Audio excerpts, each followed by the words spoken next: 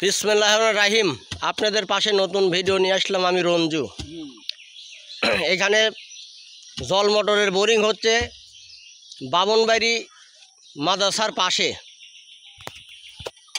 যে কর্ম করবেন সব সময় মাথা ঠান্ডা রেখে করবেন।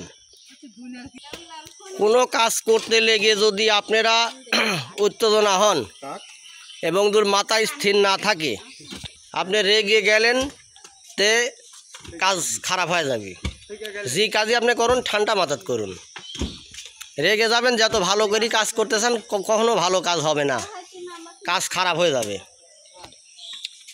এই জন্য আপনাদের সবার কাছে অনুরোধ, আপনারা সুন্দর ভালো করে কাজ করবেন।